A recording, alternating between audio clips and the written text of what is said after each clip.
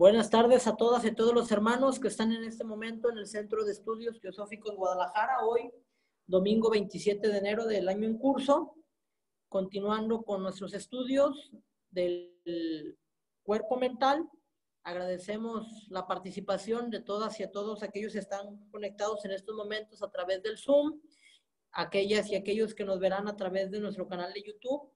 Gracias por su asistencia. Vamos a iniciar con el subtema denominado ondas mentales. Posteriormente veremos lo que son las formas mentales y los métodos de transmisión de pensamiento. Ok, voy a iniciar, voy a leer 2 hojas y voy a conceder el uso de la palabra a los hermanos también 2 hojas para que no sea tedioso el tema de que escuchen una sola voz. Dice así: ondas mentales. El hombre, al usar su cuerpo mental, es decir, al pensar, imprime una vibración en el cuerpo mental. Y esta vibración produce 2 resultados distintos. El primero es la irradiación de vibraciones u ondas. De estas nos ocuparemos en este capítulo, dejando el segundo resultado, o sea, la producción de formas mentales, para otro capítulo. La vibración en el cuerpo mental, como todas las vibraciones, tiende a propagarse por la materia que la rodea, capaz de recibirla, de manera similar a como la vibración de una campana se propaga por el aire ambiente. Como la atmósfera está llena de materia mental que responde prontamente a tales impulsos, se produce en ella una especie de ondulación, algo así como una campana vibratoria, formada en la materia del plano, la cual se propaga por el espacio circundante, exactamente como la caída de una piedra en un estanque produce ondulaciones, que irradian desde el centro del impacto sobre la superficie del agua y en todas direcciones. En el caso del impulso mental, la propagación no es solo en un plano, sino en muchas dimensiones. Se parece más a la irradiación de la luz del sol o de una lámpara. Los rayos proyectados cruzan en todas direcciones sin entorpecerse entre sí en lo más mínimo, lo mismo que los rayos de luz en el plano físico. Además, la esfera de vibraciones, expandiéndose en todas direcciones, es multicolor y opalescente, aunque los colores se debilitan a medida que se difunde. Como ya se ha dicho, la vibración mental tiende también a reproducirse en cuanto tenga oportunidad. En consecuencia, al chocar una onda mental con otro cuerpo mental, tenderá a imprimir en vibraciones similares a las que le dieron nacimiento en el primer caso. Es decir, que el cuerpo mental del hombre, al ser tocado por una onda mental, tiende a producir en la mente del mismo un pensamiento similar al que surgió primeramente en la mente del originador de la onda. Vamos a concederte la palabra, mi hermano Gavino, para que nos apoyes con las siguientes 2 hojas, por favor. Con mucho gusto. La onda mental deviene menos potente y en proporción a la distancia de su fuente, aunque la variación es probablemente proporcional al cubo de la distancia. En vez del cuadrado a causa de la dimensión adicional implicada. No obstante, las vibraciones mentales pierden fuerza mucho más gradualmente que las de la materia física y parecen agotarse o al menos a debilitarse al punto de ser imperceptibles únicamente a enorme distancia de su fuente. La distancia que penetra una onda de pensamiento y la fuerza y persistencia con que chocan los cuerpos mentales de otros depende de la fuerza y de la claridad del pensamiento original. Así, un pensamiento fuerte irá más lejos que uno débil e impreciso, pero la claridad y la precisión son de mayor importancia que la fuerza. Otros factores que afectan la distancia que una onda mental puede alcanzar son el carácter del pensamiento y la oposición que encuentra. Las ondas en las clases inferiores de materia astral son usualmente desviadas o sofocadas muy pronto, con una multitud de otras vibraciones del mismo grado. De manera parecida, o como en el estruendo de una ciudad, los sonidos suaves se apagan completamente. Por esta razón, el pensamiento ordinario del hombre medio, centrado en sí mismo, que se inicia en los niveles mentales más bajos e instantáneamente desciende a los niveles bajos correspondientes del astral, es relativamente ineficaz.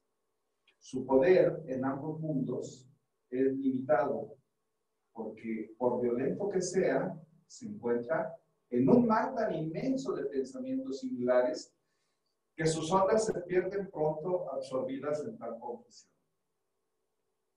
Un pensamiento generado en niveles elevados, en cambio, encuentra un campo más despejado para su acción, porque en la actualidad el número de pensamientos productores de tales ondas es muy pequeño. En efecto, el pensamiento teosófico es casi una clase en sí mismo desde este punto de vista. Fíjense nada más, ¿no? Hay naturalmente otras personas de carácter religioso cuyos pensamientos son igualmente elevados, pero no son tan precisos y definidos. Ni siquiera el pensamiento científico está apenas en la misma categoría del pensamiento teosófico. De manera que este último tiene campo libre en el mundo mental. El pensamiento teosófico es como un sonido en un vasto silencio. Pone en movimiento una clase de materia mental raramente utilizada todavía. Llega al cuerpo mental del hombre medio en un punto todavía dormido. De manera que tiende a despertar una porción enteramente nueva del mecanismo de pensar. Tales ondas, naturalmente, no producen de necesidad pensamiento teosófico en aquellos que lo desconocen. Pero al despertar la porción más elevada del cuerpo mental, tienden a llevar y liberalizar el pensamiento del hombre como un todo en la dirección que siga habitualmente. Existe naturalmente una infinita variedad de pensamientos. Si el pensamiento es perfectamente simple, habrá en el cuerpo mental un solo grado de vibración en consecuencia. Afectará fuertemente a un solo tipo de materia mental. El cuerpo mental, según hemos visto, contiene materia de los 4 subplanos inferiores de dicho plano. En cada uno de esos subplanos hay muchas subdivisiones de diversa densidad. Si un hombre está profundamente ensimismado en una línea de pensamiento, puede pasar por él una fuerte onda de pensamiento, sin que lo afecte lo más mínimo. De la misma manera que un hombre ya ocupado en sus deberes o placeres, no oirá la voz de otro que esté hablando. Pero como gran número de personas carecen de pensamientos fuertes y precisos, salvo en la persecución de algún asunto que demande toda su atención, en condiciones ordinarias son afectadas considerablemente por los pensamientos que chocan con sus mentes. De ahí proviene la gran responsabilidad de quienes piensan verdaderamente, porque sus pensamientos, sobre todo si son fuertes y precisos, afectarán inevitablemente a gran número de personas. Muchas gracias, mi hermano. Vamos a concederte la palabra a mi hermano Cristóbal para que nos ayudes con las siguientes 2 hojas, por favor. Claro, no hay para qué decir, quien entretenga pensamientos malos e impuros, desparrama con ellos contagio moral entre sus semejantes. Teniendo en cuenta que gran número de personas lleva en sí el germen latente del mal, el cual quizá nunca daría fruto, si una fuerza externa no la despertará y agitará, la onda de pensamiento difundida por una idea impura o malvada puede ser el factor que ponga en actividad el germen y la desarrolle. Tal pensamiento puede empujar a algún alma hacia abajo. Este hombre, a su vez, puede de manera similar afectar a muchos otros, Así el mal se difunde y ramifica en incontables direcciones. Se causa constantemente mucho daño de esta manera, aunque ello se haga inconscientemente. El causante es kármicamente responsable por lo que he hecho. Como es natural, como es natural, es igualmente verdad que un pensamiento bueno puede afectar a otros en bien de la misma manera. Así uno que sepa esto puede convertirse en un verdadero sol, irradiando constantemente hacia sus amigos y vecinos pensamientos de amor, de calma, de paz, etc. Pocos se dan cuenta de la enorme fuerza que pueden ejercitar, si quieren, gracias al poder del pensamiento. Con frecuencia ocurre que uno no puede ayudar a otro material o físicamente. En efecto, la presencia física del ayudador puede llegar a ser desagradable para quien sufre. El pensamiento de este puede estar cerrado a causa de prejuicios o del fanatismo religioso, a toda clase de sugestiones. Pero los cuerpos astral y mental son mucho más impresionables que el físico, y es siempre posible llegar a aquellos con una onda de pensamiento auxiliar, de afecto, consuelo, etc. Ocurren muchos casos en que la mejor voluntad del mundo nada puede hacer físicamente, pero no hay caso que no se pueda prestar auxilio en en los mundos astral y mental, mediante el pensamiento constante y concentrado de amor. Se ha de hacer notar que una onda de pensamiento no transmite una idea definida completa, sino que más bien tiende a producir un pensamiento del mismo carácter.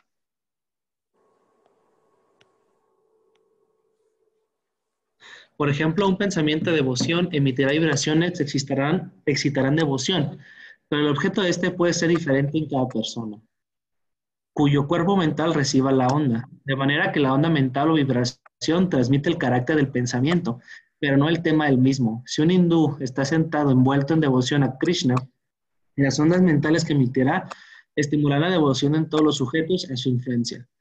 Pero en el caso de un maometano, la devoción será a Alá, en un zoroastriano a Ahura Mazda y en un cristiano a Jesús. Si tal onda mental llega a un materialista para quien la devoción es completamente desconocida, aún entonces produce un efecto elevador, cuya tendencia será despertar una parte más elevada del cuerpo mental, aunque no pueda crear la clase de ondulación que el hombre está acostumbrado. Un punto de gran importancia que el estudiante debe tener muy en cuenta es que el hombre que habitualmente tiene pensamientos puros, buenos y fuertes, utiliza para ello la parte más elevada de su cuerpo mental, parte que no utiliza el hombre corriente por no haberla desarrollado. Tal hombre es, por lo tanto, un poder para el bien en el mundo y es de gran beneficio para aquellos vecinos capaces de responder de alguna manera. Las vibraciones que emite tienden a despertar una nueva y más elevada parte de los cuerpos mentales, de manera que abren nuevas esferas del pensamiento. Podemos llevar la cuestión un poco más allá todavía. El hombre que día tras día piensa y precisa cuidadosamente, no solo mejora sus propias facultades mentales y envía benéficas ondas de pensamiento al mundo que lo rodea, sino que además desarrolla y mejora a la misma materia mental, por cuanto la cantidad de conciencia que pueda desarrollar el cerebro está determinada por el grado a que los átomos de materia puedan responder, es decir, el número de espirillas del átomo vivificadas y activas. Normalmente, en el átomo físico ordinario, en el presente estado de evolución, hay activas 4 de las 7 espirillas.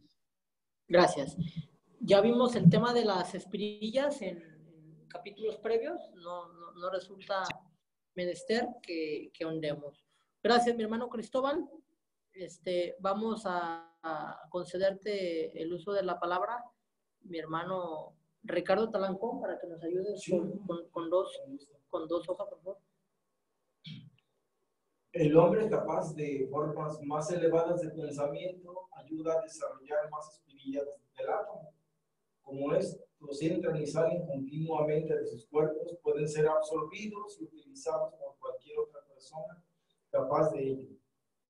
De manera que el pensamiento elevado ayuda a expandir la conciencia del mundo, mejorando la materia misma del pensamiento. Existen muchas variedades de materia mental. Se ha observado que cada variedad tiene su propio ritmo de vibración, a la cual está más acostumbrada ya la que responde más prontamente. Naturalmente, Un pensamiento complejo afectará simultáneamente a muchas variedades de materia mental. El principio general subyacente en el efecto del pensamiento sobre un cuerpo mental, entre paréntesis, y también del sentimiento y del astral, se cierra, según vimos en el capítulo 3, es que los pensamientos malignos o egoístas son siempre vibraciones relativamente lentas de la materia grosera, mientras que los pensamientos bondadosos, altruistas, son ondulaciones mucho más rápidas que actúan únicamente en materia más fina. El poder del pensamiento unificado de varias personas es siempre mucho más grande que la suma de los pensamientos separados. Representan casi el producto. De ahí que sea muy beneficioso para una población o comunidad que se celebren muchas reuniones de personas capaces de generar pensamientos elevados. Gracias, mi hermano. Ok. Damos por esto concluido la intervención del subtema ondas mentales. Vamos a conceder el uso de la palabra por si alguno de los hermanos quisiera manifestarse al respecto. Muy interesante este tópico de las ondas mentales. Se concede el uso de la palabra. Mi hermana Lidia, tienes el uso de la palabra. Adelante. Omar, podríamos entender que esta última parte que leímos de ondas mentales es a lo que Jesús se refirió cuando dijo, cuando dos o más se reúnan en mi nombre, es su oración o lo que pidan. Exactamente. Es eso, ¿verdad? Por sí, lo que está diciendo aquí, es que se reúnan dos personas o más, que tengan esa fuerza de pensamiento, pues es maravilloso, ¿no? Y no importa si eso es oración repetitiva, si es a Krishna, a Mazda, a Jehová, nos tiene sin cuidado, son pensamientos elevados, ¿no es cierto? Y de devoción. Sí, claro, en efecto, pero lo más importante, más que repetir mecánicamente, es la intención, mi hermano. Sí, claro. Rezar por estudiar por estudiar, reunirse por reunirse, no tiene propósito ni sentido. Lo que tiene propósito y sentido es la intención con que se proyectan esas ondas mentales. Sí, y ahí claro. Que yo en diversas ocasiones le he dicho al presidente nacional de la Teosofía, a nuestro hermano Enrique Sánchez Arrieta, y a muchos hermanos del grupo que tenemos de logias y centros de estudios, que precisamente esa es la misión trascendental de las logias y centros de estudio. Somos centros magnéticos radiantes. Claro. Y ahí que es aparte de que es una gran responsabilidad, es una gran oportunidad de contribuir al plan divino.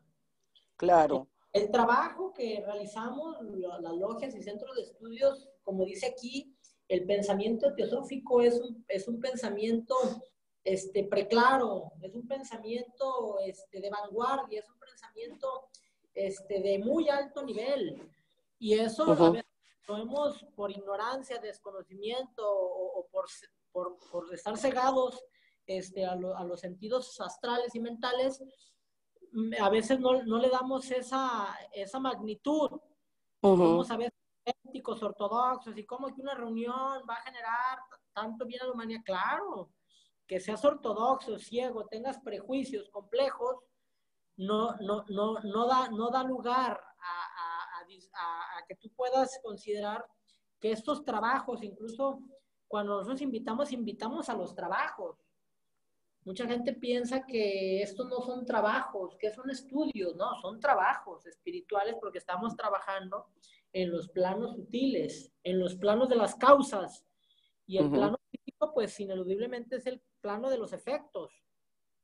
Claro. No quiero extenderme al respecto, no quiero abusar del uso de la palabra y voy a considerarle la palabra a mi hermano Gavino para que nos apoye. Sí, una de las cosas que nosotros debemos de tomar en consideración es siempre que hagamos una meditación, que siempre que tengamos un un momento de calma, de reposo, de aquietamiento, de serenamiento, como se nos dice en algunas de las observaciones, que el espíritu hay que serenarlo, y una de las cosas con las que se puede serenar el espíritu es con el silencio y un pensamiento vigoroso que puede estar enfocado a un fin determinado. La salud, el deseo de progreso, y si lo está uno enfocando hacia los familiares, las personas cercanas, hacia donde estamos trabajando laboralmente, es preciso mencionar, como bien lo dijiste hace un momento, que cuando está uno dirigiendo un pensamiento con esa certeza, con ese vigor, con ese entusiasmo, con ese deseo de que se cumpla, por supuesto que se direcciona. Y sobre todo, la mañana hay que hacerlo para poder salir a realizar las actividades con mucha profusión y con mucha determinación. Muy bien, hermano. Muchas gracias. ¿Alguien más que nos quiera compartir algo de sus experiencias, algo de información? Adelante, mi hermano Ricardo Talancón, se concede la palabra. A mí se me hace muy importante algo que alguna vez yo siento que aprendí y intento practicar lo posible. Es muy importante, desde luego, el pensamiento, y es el origen de todo. Pero al meditar, hacerlo de manera de visualización, y sí da bastante resultado. ¿Verdad? Muy importante ese concepto para que sea todavía más ágil, más real, llevarlo a planos materiales, cuando es de nuestro interés. Muchas gracias, mi hermano Ricardo Talancón. ¿Alguien más quiere hacer el uso de la palabra? Sí, adelante, mi hermano Pedrito.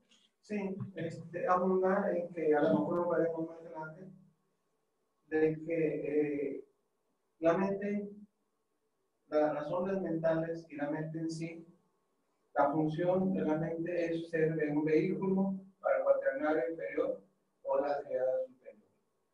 Para la triada superior se necesitan 3 personas que emitan pensamientos de ese nivel, y aparecerá un ser de luz, blanqueado y auxiliado por velas. Mientras que los pensamientos, como para el cuaternario o vehículos para el cuaternario interior, es necesario 4 personas para que se emitan formas mentales que se colapsan hacia sí mismo y hacia su generador de esas formas mentales. Muy bien, Pedrito. Muchas gracias, mi hermano, por la aportación. ¿Alguien más quiere, de los hermanos del Zoom? Hay una opción que es levantar la mano. ¿Sí, Abad? Sí. Yo, ¿sí me escuchan? Sí. Ok. Pues mira, básicamente algo que me deja muy claro esta lección es de que los pensamientos son energía, ¿no? Bien nos dice ya la física, ¿no? La ciencia está admitiendo que pues, el pensamiento es una energía, son ondas mentales que emitimos. Entonces, digamos así, que nos sintonizamos con una onda de pensamiento, ya sea ajena o producida por nosotros, y pues nos impregna algo, ¿no? Es como, por ejemplo, que llega a una iglesia o llega a una universidad, a un salón de clases, etcétera. Se puede sentir algo en la atmósfera mental, ¿no? Entonces, algo que me queda claro aquí es como la práctica que yo creo que es bastante, pues tal vez complicada al principio, que es vigilar los pensamientos que tenemos para que siempre estén de acuerdo a lo más elevado que podamos emitir, ¿no? Y dejar de lado pensamientos ociosos o pensamientos que vayan alentando los vicios, pensamientos bajos, ¿no? Entonces, es una práctica que podemos ir haciendo nosotros, nada más observando qué tendencias tenemos, ¿no? para poder así ir transmutando nuestro pensamiento. Entonces, pues sí, es una lección muy, muy rica, la verdad. Muchas gracias. Gracias, mi hermano. Vamos entonces, en vista de lo anterior, ya el autor nos anunció que hay dos tipos al momento del ser humano, aquí al momento de utilizar el cuerpo mental, se nos dijo. Dice, el hombre al usar su cuerpo mental, dice, al pensar imprime una vibración en el cuerpo mental. Y esta vibración produce dos resultados. El primero es la irradiación de vibraciones u ondas, por eso vimos este capítulo que se denomina ondas mentales. Dice, y el segundo son las formas mentales. O sea, aquí el autor, por eso en ese primer párrafo nos está anunciando que somos generadores de dos fuerzas en el plano mental, ondas y formas. Por eso esos dos temas están vinculados. Ya vimos las ondas, el primer efecto que generamos, ahora vamos a ver las formas. Ok, bueno, dice así, formas mentales. Vamos ahora a considerar el segundo efecto producido al emplear el hombre su cuerpo mental, o sea, la creación de formas mentales. Como hemos visto, un pensamiento da lugar a una serie de vibraciones en la materia del cuerpo mental. Bajo este impulso, dicho cuerpo proyecta una porción de sí mismo, delineada por la naturaleza de las vibraciones, de manera parecida a cómo las finas partículas extendidas sobre un disco forman un dibujo al hacerse vibrar el disco a determinada nota musical. La materia mental así proyectada, junta de la atmósfera circundante, esencia elemental del mundo mental, es decir, del segundo reino. Ya dijimos que hay dos reinos elementales mentales, el superior y el inferior. Aquí estamos hablando del segundo. De la cualidad adecuada y pone la esencia en vibración, en armonía con su propio ritmo. Así se genera una forma de pensamiento pura y simple. Tal forma mental se parece a un astral o emocional. Esta forma astral o emocional ha sido descrita ya ampliamente en la anterior obra del cuerpo astral. Pero es mucho más radiante la forma mental y más brillantemente coloreada. Es más fuerte y más durable y mucho más vitalizada. La descripción gráfica del efecto del pensamiento es la siguiente. Ahí nos van a explicar el proceso del pensamiento. Estas vibraciones, entre paréntesis mentales, que adaptan la materia del plano a formas de pensamiento, producen, entre paréntesis, en virtud de su rapidez y sutileza, los colores más exquisitos, constantemente cambiantes en ondulaciones de diversos matices, parecidos a los colores del arco iris, al chocar con el nácar, eterizados y resplandecientes de manera indescriptible, los cuales pasan sobre y a través de toda forma, de manera que presentan coloraciones de gran armonía, viveza, luminosidad y delicadeza, incluyendo tonos nunca conocidos en la tierra. Las palabras no pueden dar idea de la exquisita belleza y resplandor con que aparecen las combinaciones de esta sutil materia llena de vida y de movimiento. Todos los videntes, sean hindúes, budistas o cristianos, hablan extasiados de tan gloriosa belleza y confiesan la absoluta incapacidad de describirla. Las palabras parecen como si la rebajaran, por muy hábilmente que se trate de ensalzarlas. La forma de pensamiento es una entidad viviente, temporaria, de intensa actividad, animada por la idea que la generó. Si contiene las calidades más finas de materia, poseerá gran poder y energía, y se podrá utilizar como agente de gran potencia, al ser dirigida por una voluntad fuerte y firme. Nos ocuparemos más adelante de esta aplicación en detalle. La esencia elemental es una extraña vida semi-inteligente que nos rodea y vivifica la materia del plano mental. Responde muy prontamente a la influencia del pensamiento humano. De manera que todo impulso procedente del cuerpo mental del hombre se reviste inmediatamente de un vehículo temporario de tal esencia. En efecto, es aún más sensible que la esencia elemental astral, si ello es posible, a la acción del pensamiento. Pero la esencia elemental mental difiere grandemente de la esencia elemental astral. Como pertenece a una cadena completa posterior a esta última, no puede actuar concentrada de la misma manera. Además, como es responsable de nuestros pensamientos errantes, cuesta dominarla porque va constantemente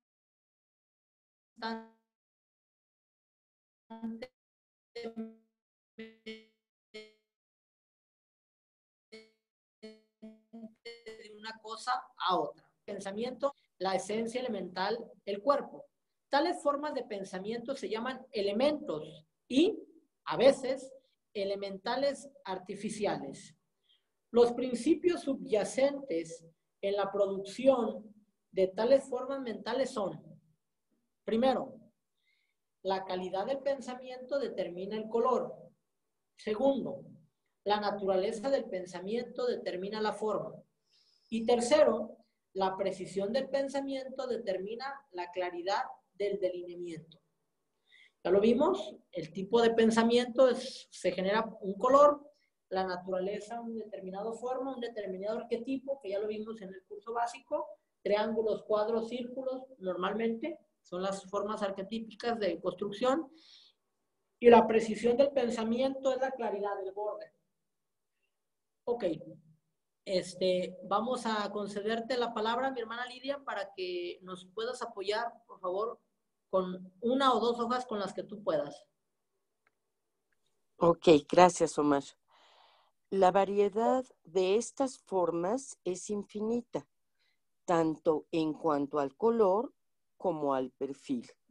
Los estudiantes conocen ya los colores y el significado de los mismos, por cuanto coinciden con los existentes en los cuerpos astral y mental, según se describen en la obra El cuerpo astral y también en un capítulo anterior de esta obra. Así, por ejemplo, el afecto produce un resplandeciente color rosado, el deseo de curar un bello blanco plata, el esfuerzo mental para quietar y fortalecer la mente, un hermoso color amarillo oro chispeante. El amarillo en cualquiera de los vehículos siempre indica intelecto, pero sus matices varían mucho y pueden estar complicados por la mezcla de otros colores. Hablando en general, toma un tono más profundo y opaco si va dirigido por cauces bajos, muy especialmente si la finalidad es egoísta. En el cuerpo astral o mental del hombre de negocios corriente, el amarillo tomará un matiz ocre, mientras que en el intelecto puro dedicado al estudio de la filosofía o de las matemáticas, aparece frecuentemente como dorado. Este asciende gradualmente a un bello amarillo verdoso claro, transparente y luminoso, cuando el intelecto se emplea abnegadamente en beneficio de la humanidad. La mayoría de las formas de pensamiento amarillas están claramente delineadas. Las nubes amarillas vagas son relativamente raras. Estas indican satisfacción intelectual, algo así como apreciación por el buen resultado del ingenio, o el contento de ser hábil e inteligente. Una nube de este carácter acusa ausencia absoluta de emoción personal, porque si ésta estuviese presente, inevitablemente teñiría el amarillo del color correspondiente. En muchos casos, las formas mentales son meras nubes giratorias del color adecuado a la idea que les dio nacimiento. Hasta aquí, hermanito. Gracias. Gracias, mi hermana. Ok, vamos a concederte la palabra, mi hermano Pedro Rodríguez, para que nos acompañes con un poco de voz más fuerte para que nos escuchen los hermanos del Zoom, por favor. El estudiante comprenderá que dado el grado de humanidad actual, hay preponderancia de pensamientos nebulosos y de formas irregulares, producto de las mentes mal desarrolladas de la mayoría. Es uno de los más raros fenómenos ver formas claras y precisas entre las miles que flotan a nuestro alrededor. Cuando el pensamiento es preciso, crea una forma de delineamiento preciso y a veces bello. Tales delineamientos, aunque de variedad infinita, son en cierto modo típicos de la clase de pensamiento expresa. Las ideas abstractas se presentan usualmente en formas geométricas, perfectas, de toda clase y muy hermosas. A este respecto, hemos de recordar que las meras atracciones para nosotros aquí abajo devienen hechos precisos en el plano mental. La fuerza del pensamiento y de la emoción determina el tamaño de la forma mental, como también su duración como entidad separada. La duración depende también del nutrimiento que se le proporcione, después de generada en formas de repetición del pensamiento, sea por quien lo generó o por otros. Si el pensamiento es intelectual e impersonal, es decir, que el pensador trata de resolver un problema de álgebra o de geometría, las formas, lo mismo que las ondas mentales, quedarán confinadas en el plano mental. Si el pensamiento es de índole espiritual, es decir, matizado de amor y aspiración, de sentimiento profundo y altruista, se elevará sobre el plano mental y tomará mucho de esplendor y gloria del plano búdico. En tal caso, la influencia del mismo es muy potente y es una gran fuerza para el bien. Si por otra parte, el pensamiento contiene algo de deseo personal, la vibración desciende y reúne a su alrededor un cuerpo de materia astral, además de la envoltura de materia mental. Tal forma de pensamiento, que podríamos llamar más propiamente una forma mental emocional, es naturalmente capaz de afectar tanto al mental como al astral de otras personas. Esa clase de formas mentales son las más corrientes. Pocos pensamientos de los humanos están exentos de deseo, emoción o pasión. Hemos de considerar esta clase de pensamientos como generados por camas humanas, o sea, por la mente dominada por el deseo. Cuando el hombre piensa en un objeto concreto, como un libro, una casa o un paisaje, construye una diminuta imagen de tal objeto en materia de su cuerpo mental.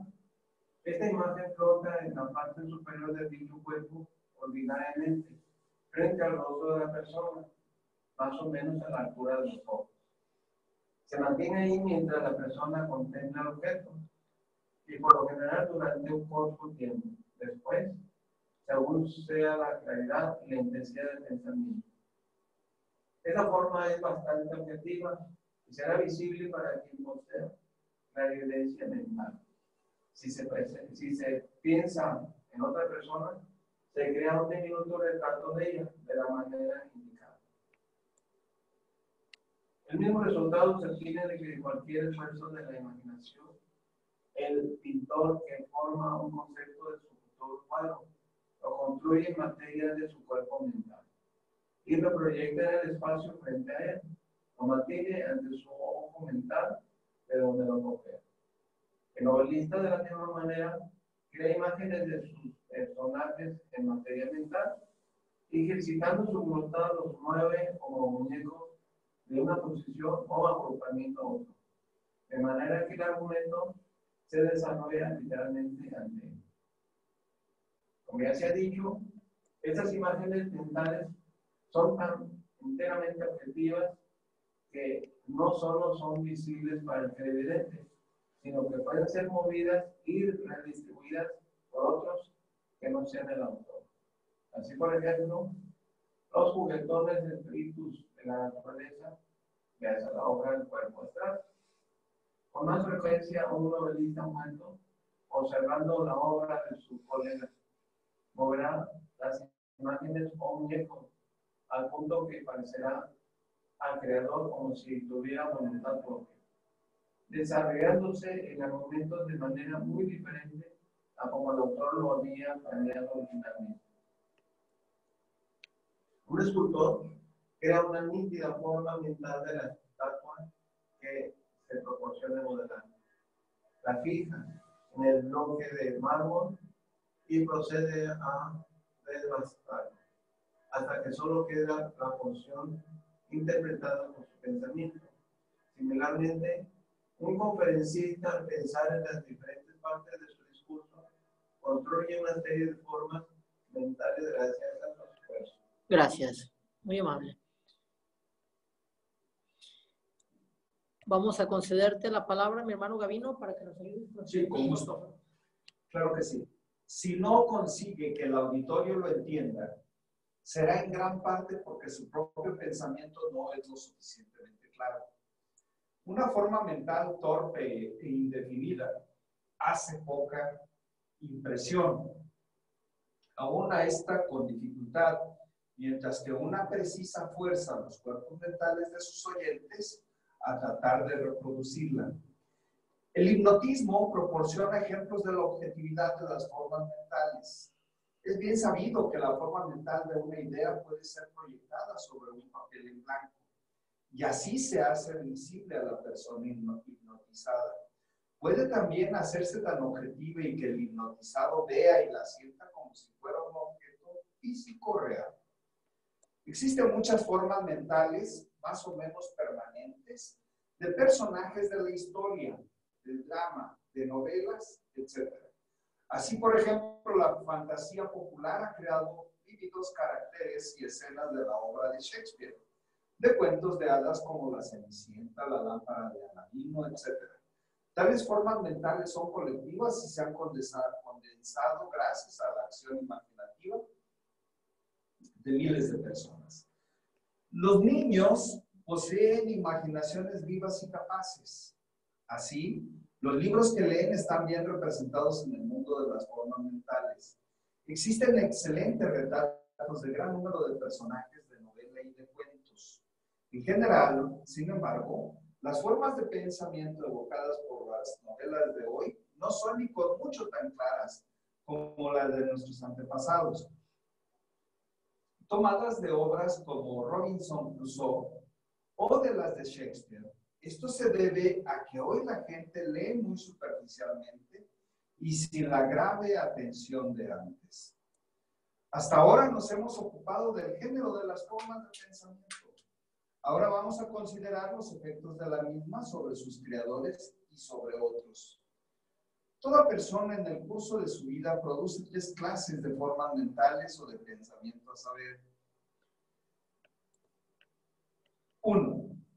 Formas que no estando centradas en el pensador ni dirigidas a otra persona, le siguen como una especie de estela que marca su ruta. 2. Formas que estando centradas en el pensador, flotan a su alrededor y van a donde él va.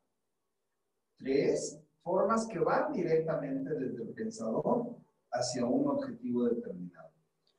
Una forma de pensamiento de la primera clase, como no es precisamente personal, ni especialmente dirigida a otro, flota simplemente, suelta en la atmósfera, irradiando mientras tanto vibraciones similares a las originadas por su creador. Si la forma no llega a ponerse en contacto con otra, cuerpo mental, la radiación agota gradualmente su energía y en este caso se desintegra. Pero si consigue despertar una vibración simpática en algún cuerpo mental cercano, se establece una fuerza de atracción y la forma es absorbida por este último cuerpo mental. En el estado presente de evolución, la mayoría de los pensamientos de los hombres están centrados en ellos mismos, aun cuando no sean activamente egoístas. Tales pensamientos se mantienen alrededor del pensador. En efecto, la mayoría se construyen con tales pensamientos, una especie de coraza que envuelve sus cuerpos mentales. Estos pensamientos flotan incesantemente a su alrededor y reaccionan sobre ellos. La tendencia es a reproducirse, es decir, a impulsar al hombre a repetir tales pensamientos. Muchas personas sienten esta presión desde dentro, la constante sugestión de ciertos pensamientos, sobre todo cuando descansan de sus labores y no tienen un determinado pensamiento en mente. Si los pensamientos son malos, el hombre frecuentemente los considera demonios tentadores que lo incitan al pecado. Sin embargo, son sus propias creaciones. Él es su propio tentador. Los pensamientos repetidos de esta clase desempeñan un importante papel en el desarrollo de lo que se llama karma maduro. O prarabdha. Prarabdha es el karma maduro, el que tenemos que votar en esta vida. Ok. Vamos a concederte la palabra, mi hermano Cristóbal, para que nos ayudes con las siguientes 2 hojas, con un ritmo pausado para que no se lea tan rápido, mi hermano, para poder entender. Adelante. Claro. La persistente reiteración de pensamientos de la misma clase, como los de venganza, por ejemplo, llevan al fin a un estado que se puede... Perdón, mi hermano, un ritmo más lento para poder comprenderlo, por favor. A un estado que se puede comparar al de una solución saturada. Una mínima adición de materia de la misma clase producirá la solidificación de todo.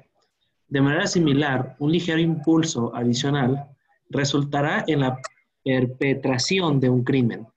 Similarmente, los pensamientos reiterados para ayudar a otros, al llegar a la oportunidad, se cristalizan en un acto de heroísmo. Bajo tales circunstancias, el hombre llega a maravillarse de la perpetración de un crimen o de algún acto de heroísmo, de propio sacrificio, sin darse cuenta de que el pensamiento repetido ha hecho su acción inevitable. La consideración de tales hechos explica el antiguo problema del libre albedrío, de la necesidad o del destino. Además, las formas mentales tienden a atraer hacia el pensador las formas mentales de carácter similar de otros. De esta manera, el hombre atrae grandes refuerzos de energía del exterior. Es claro que depende de que las fuerzas atraídas sean buenas o malas. Ordinariamente, cada pensamiento definido crea una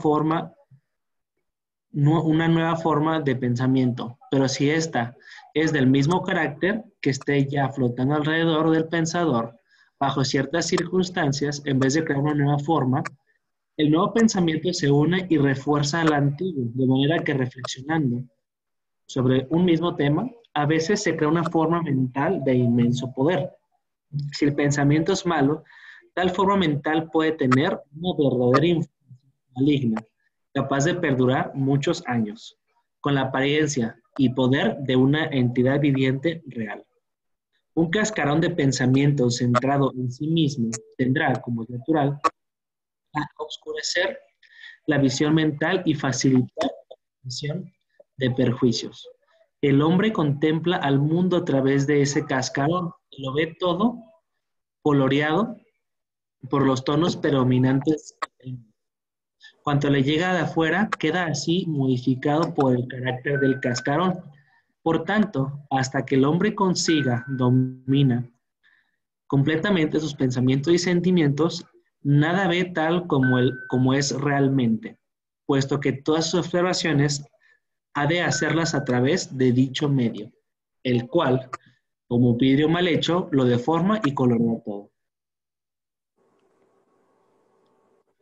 Por esta razón, Aryasanga, hoy el maestro Dwalkul, dice en La voz del silencio, que la mente era la gran matadora de lo real. En esto quiso llamar la atención al hecho de que no vemos objeto alguno tal cual es, sino, simplemente, las imágenes que somos capaces de formar de ellos. De manera que todo está necesariamente coloreado por estas formas mentales de nuestra propia creación. Si un hombre piensa en otro de manera meramente contemplativa y sin sentimiento alguno, tales como afecto o simpatía, ni deseo, como el deber a la persona, el pensamiento no produce por lo general efecto perceptible en la persona en quien se piensa. Sin embargo, si el pensamiento va acompañado de sentimientos, es decir, de afecto, la forma mental construida de materia del cuerpo mental del pensador, atrae a sí misma materia del cuerpo astral. Esta forma astromental se desprende del cuerpo en que ha sido generada y va directamente al objeto del sentimiento y se adhiere a él. Se puede comparar a una botella de Leyden. La botella corresponde a la forma de esencia elemental y la carga de electricidad a la energía mental. Si el hombre en ese momento se encuentra en condición pasiva o si hay en él vibraciones activas, en armonía con la forma mental, esta se descarga de inmediato sobre él y deja de existir. El efecto es producir una vibración similar a la suya, si no existe ninguna, o intensificar la que ya existía. Si la mente del hombre está intensamente ocupada en otra línea de pensamiento que no permita la entrada de la vibración, la forma mental flota sobre él, esperando la oportunidad de descargarse. De manera que el envío de una forma de pensamiento de una persona a otra implica la transferencia efectiva de una cierta cantidad, tanto de fuerza como de materia, del pensador a la persona en quien se piensa. La diferencia entre un mundo de pensamiento y la forma de pensamiento está en que la primera, como vimos en el capítulo 7, no produce una idea precisa, completa, sino que tiende a producir pensamientos de su mismo carácter, de manera que la onda de pensamiento es mucho menos precisa en su acción, pero alcanza a un círculo más amplio. Gracias. Aquí nos da la diferencia entre onda de pensamiento y forma de pensamiento en el último párrafo. Ok. Bueno, vamos a concederte el uso de la palabra a mi hermano Ricardo Talancón, aquí en el Centro de Estudios, para que nos apoyes con las siguientes 2 hojas, por favor. En cambio, la forma de pensamiento transmite una idea precisa, completa. Transfiere la exacta naturaleza del pensamiento a quienes están preparados para recibirlo, pero puede llegar únicamente a una persona a la vez. Por tanto, la onda de pensamiento es eminentemente adaptable.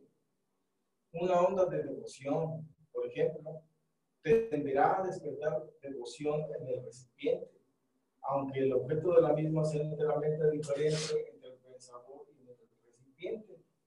En cambio, la forma de pensamiento dará lugar a una imagen precisa del ser hacia el cual la devoción se despertó originalmente.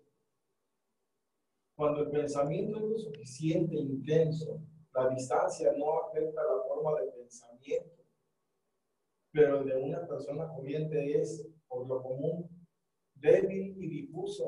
De consiguiente, no es eficaz más que en un área muy limitada. Una forma mental, por ejemplo, de amor o de deseo de proteger, dirigida con fuerza a otra persona, llega a esta y se mantiene en su aura como agente resguardador y protector. Aprovechará todas las oportunidades de servir y de defender, no por acción consciente y deliberada, sino siguiendo ciegamente el impulso que se le imprimió. Fortalecerá las fuerzas amistosas que choquen con el aura y debilitará a las inamistosas. Así se crean y mantienen verdaderos ángeles guardianes alrededor de las personas queridas. Muchas plegarias maternas envuelven al hijo ausente, actuando de la manera que acabamos de describir. El conocimiento de estos hechos debieran darnos conciencia del enorme poder puesto en nuestras manos. Podemos repetir lo dicho al tratar de las ondas de pensamiento. O sea, cuando a veces estamos incapacitados para ayudar a una persona en el plano físico, podemos, en cambio, llegar a sus cuerpos mental y astral para prestarles ayuda, con ventaja de que estos son más impresionables que el físico. Por tanto, podemos enviar siempre pensamientos de ayuda y de afecto. De acuerdo con las leyes de pensamiento, tenemos la certeza de que producirán resultados. No hay posibilidad de fracaso, aunque no sean aparentes las consecuencias del plano físico. El estudiante ha de comprender que una forma mental solo puede afectar a otra persona. En el caso de que el aura de ella contenga materiales capaces de responder simpáticamente a la vibración del pensamiento. En casos en que las vibraciones de la forma mental estén fuera de los límites en que el aura de la persona sea capaz de vibrar, la forma mental rebota con una fuerza proporcional a la energía con la cual chocó con el aura. Por eso se dice que un corazón y una mente puros son la mejor protección contra asaltos enemigos, pues la mente y el corazón puros construirán cuerpos mental y astral de materiales finos y sutiles, los cuales no pueden responder a vibraciones que requieren materia vasta y densa. Si un pensamiento maligno enviado con intención malévola choca con un cuerpo purificado, rebotará y volverá siguiendo la línea magnética de menor resistencia a quien lo envió. Por tener esos cuerpos mental y astral, material similar a la forma mental generada por él, responde a las vibraciones y supera los efectos destructores que trataba de producir en otro. De esta manera, como las procesiones, las maldiciones, entre paréntesis, y también las bendiciones, vuelven al punto de partida. De esto podemos deducir los muy graves efectos de odiar o crear sospechas contra una persona buena y muy avanzada. Las formas de pensamiento que se envíen contra ella no la pueden dañar y rebotan contra quien las envía, dañándolo mental, moral y físicamente.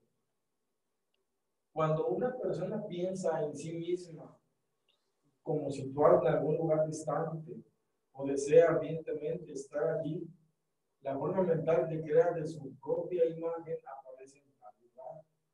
Con alguna frecuencia, tal forma ha sido vista por otros y ha sido tomada por el cuerpo astral o la aparición de la persona misma.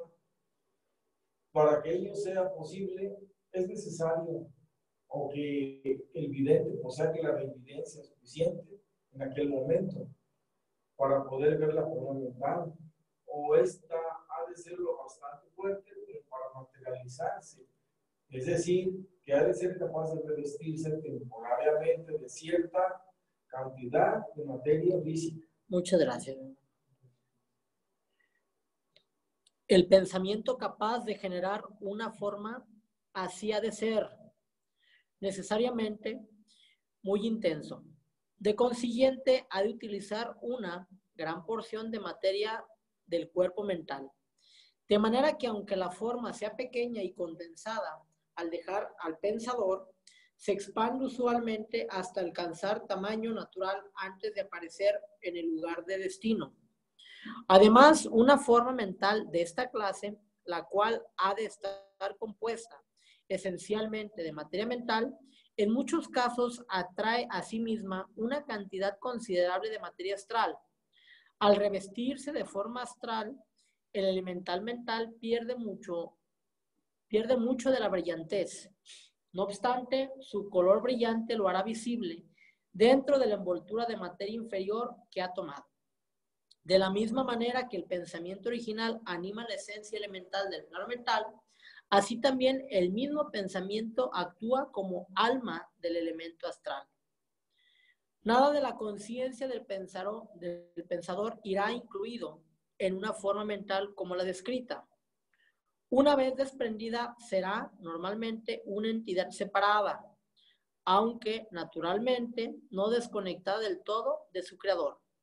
Pero no habrá posibilidad de que éste reciba impresión alguna por intermedio de ella. Hay, sin embargo, una clase de clarividencia bastante más avanzada que la ordinaria, en la que se requiere cierto dominio sobre el plano mental. Esta clase exige mantener la conexión y el dominio sobre la nueva forma mental creada, para que sea posible recibir impresiones por medio de ella. Así las impresiones grabadas sobre la forma se transmitirán al pensador por vibración simpática. En un caso perfecto de esta clase de clarividencia es casi como si el vidente proyectara una porción de su conciencia en la forma mental y la utilizara como una especie de avanzada, desde la cual la observación sea posible. De esta manera es capaz de ver como si él mismo estuviese en el lugar de su forma mental. Las figuras que observe las verá de tamaño natural cerca de sí y le será posible cambiar su punto de vista si lo desea. Todos los capaces de pensar ejercitan el poder de crear formas mentales. Los pensamientos son cosas y cosas muy potentes. Cada uno de nosotros está generando formas mentales incesantemente, día y noche. Nuestros pensamientos, como muchos supondrán, no son exclusivamente nuestros. En efecto, los pensamientos malignos van mucho más allá que las palabras del mismo carácter y pueden afectar a cualquier otra persona que tenga gérmenes de mal en ella. Como ha dicho un maestro, el hombre está constantemente poblando su corriente en el espacio, en su mundo propio, lleno de las creaciones de su fantasía, sus deseos, impulsos y pasiones. Otro maestro ha escrito también, refiriéndose al adepto, que éste es capaz de proyectar y materializar en el mundo visible las formas que su imaginación construye de materia cósmica en el mundo invisible. El adepto no crea nada nuevo, sino que únicamente utiliza y manipula materiales depositados por la naturaleza a su alrededor. Materiales que a través de eternidades han pasado por todas las formas. El adepto no tiene más que escoger los que necesita y traerlo a la existencia objetiva. La diferencia entre un hombre sin evolución y otro evolucionado está en que este último, el que está evolucionado, emplea el poder mental conscientemente.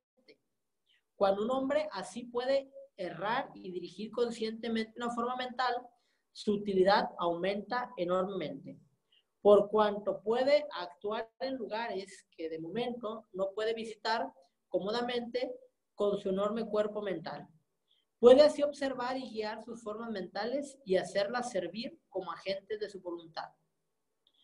Quizás el ejemplo supremo de forma mental es el conocido en la iglesia cristiana como ángel de la presencia. Este no es un miembro del reino de los ángeles, sino una forma mental de Cristo, que tiene su semejanza y es una extensión de la conciencia de Cristo mismo. Gracias a la acción del ángel de la presencia, se efectúa el cambio de los elementos conocidos como transubstanciación. Un fenómeno similar ocurre, aunque en menor escala, en las logias masónicas, que poseen un retrato del jefe de la orden. Ese jefe de la orden es el Maestro Germain. Es tan completa la forma mental que la logia obtiene el beneficio de su presencia y de su bendición como si él estuviese presente en cuerpo físico. Vamos a concederte el uso de la palabra, mi hermano Gabino, para que nos ayudes con los siguientes dos Con hojas. gusto, me motivó mucho este último párrafo, pero ya tendría oportunidad de hacer algunas consideraciones. Por el ejercicio del poder de la voluntad, es posible disipar instantáneamente un elemental artificial o una forma mental, de la misma manera que se puede matar a una víbora para que no haga daño. Sin embargo, ningún ocultista verdadero apelaría a tales acciones, salvo en circunstancias extraordinarias. Para aclarar este punto, es necesaria una pequeña explicación con respecto a la esencia elemental. La esencia elemental con la cual se construye la forma mental, como ya hemos visto, evoluciona por su propia cuenta, es decir, que está aprendiendo a vibrar a todos los ritmos. De consiguiente, cuando un pensamiento la retiene por un tiempo, vibrando a cierto ritmo, se la ayuda en este sentido, de manera que la próxima vez que reciba una vibración similar, responderá más prontamente que antes. El que el pensamiento sea malo o bueno no afecta al desarrollo de la forma mental. Lo que necesita para su desenvolvimiento es que sea utilizada para un pensamiento de alguna clase. La diferencia entre el bien y el mal se manifestará en la calidad de la esencia afectada. El pensamiento deseo maligno necesita, para su expresión, materia más burda. Uno superior utiliza materia más fina. Se ayuda a evolucionar por grados a la esencia elemental mental por la acción sobre ella de los pensamientos de los hombres, de los espíritus, de la naturaleza y de los devas, y hasta de los animales, hasta donde estos piensen. Por esta razón, el ocultista se abstiene en lo posible de destruir a un elemental artificial, a fin de no entorpecer su evolución, prefiriendo protegerse a sí mismo y a otros por medio de una concha o coraza de materia igual. Como es natural, el estudiante no se ha de imaginar que es un deber pensar pensamientos bajos para ayudar a la evolución de los tipos más bajos de esencia. Existe bastante gente poco evolucionada que piensa siempre en pensamientos bajos. El ocultista ha de procurar mantener siempre pensamientos elevados y puros, para de esta manera ayudar a la evolución de la materia elemental más fina, trabajando así en un campo en que todavía hay pocos trabajadores. Antes de abandonar este tema de las formas mentales, hemos de hacer notar que todo sonido hace su impresión en la materia astral y en la mental. No solo los que llamamos musicales, sino los de cualquier clase. Algunos de estos se han descrito en el capítulo octavo, capítulo séptimo de la obra El cuerpo astral.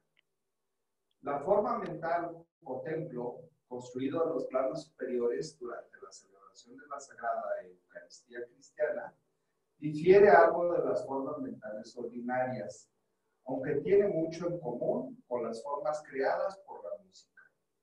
Consiste de una estructura del orden superior, compuesta de materiales suministrados por el sacerdote celebrante y la congregación. Durante la primera parte de la ceremonia, la materia es de los planos etéricos, astral y mental.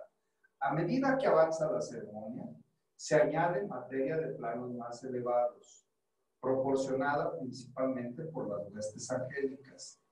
El templo mental se puede comparar al condensador de una instalación para destilar agua. El vapor es enfriado y convertido en agua. En la cámara de condensación, similarmente, el templo eucarístico sirve de vehículo para recoger y condensar los materiales proporcionados por los fieles. El templo se llena de fuerza divina, de planos muy elevados, la que permite a los auxiliares angélicos utilizar dicha fuerza para diferentes fines en el mundo físico. Las ceremonias de todas las grandes religiones tienden a producir resultados similares por medio de alguna clase de acción en común. Las ceremonias de la masonería consiguen un resultado parecido, pero de manera diferente. La forma mental construida en la ceremonia masónica es un verdadero dosel de celestial, que se puede considerar como el aura de un hombre tendido de espaldas.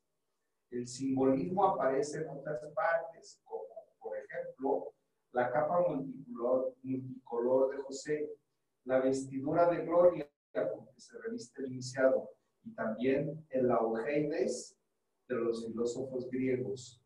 El cuerpo glorificado en que mora el alma del hombre en el sutil mundo invisible. Aquí damos por concluido este segundo tópico de formas mentales. Ese es el segundo tópico que nos ocupa el día de hoy. Se concede el uso de la palabra, sirvan levantar la mano los hermanos del Zoom o del Centro de Estudios para que se conceda esta palabra y pues para construir el egregor, el lema más. Efectivamente, eso es lo que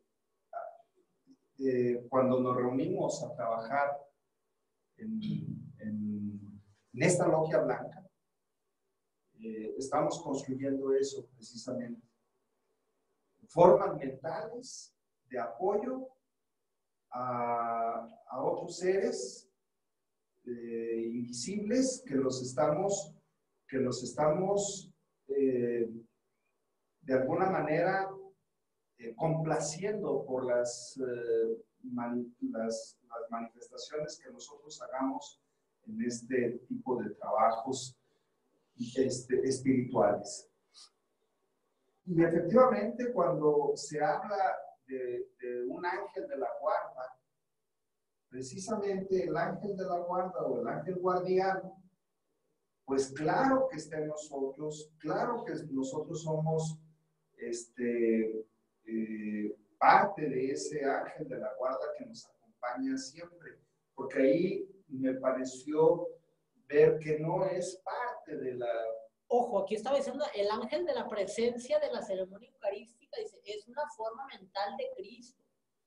El ángel de la presencia de nosotros, o sea, es la representación del alma, o sea, es el morador en el umbral, es la suma de todos los vicios y pasiones.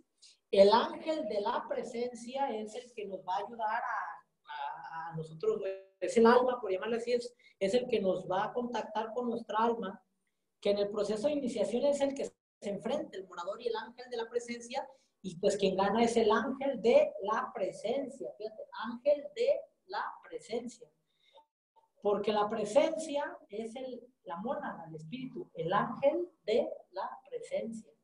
Entonces, personalidad, morador, alma, el ángel y la presencia, la mónada, tres seres que es el mismo, nada más que cada uno en diferente grado y se representa un drama divino. Se tienen que enfrentar, pero más que enfrentar es reconocerse. Sí, qué bueno que me haces esa precisión. Y este ángel, este ángel del que hablaron, el ángel de la Eucaristía, dice, el ángel de la presencia, dice, este no es un miembro del reino de los ángeles. Dice, es una forma mental de Cristo. Dice que tiene su semejanza y es una extensión de la conciencia de Cristo mismo. Gracias a la acción del ángel de la presencia, él hace la alquimia de la transubstanciación. Entonces, por eso es muy recomendable realizar la comunión, porque ahí ese ángel de la presencia hace esa transubstanciación de la hostia y el vino, que en realidad la verdadera comunión tiene que ser hostia con vino. El sacerdote, mediante el procedimiento que Leadbeater señala en la ciencia de los sacramentos, que es como clarividente, libro que recomendamos ampliamente, ahí dice Leadbeater cómo se hace el proceso de la transubstanciación, que incluso eso lo hacían los atlantes, dice Leadbeater, y era visible.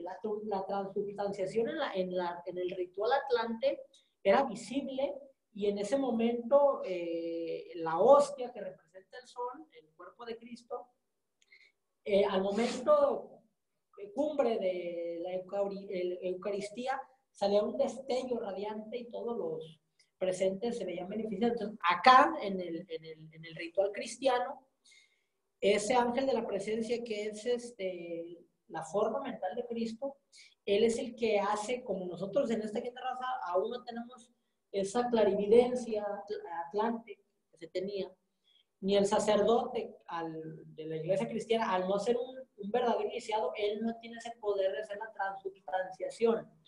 Por eso el método es que se invoca al ángel y él es el que hace la transubstanciación, y en teoría la hostia impregnada con el vino y con el pan y el vino es precisamente por eso el cuerpo de Cristo. Por eso cuando tú llegas a la comunión te dicen la sangre y el cuerpo de Cristo. Te dice, antes de darte la hostia, te dice el sacerdote, sangre y cuerpo de Cristo, y ya tú dices amén.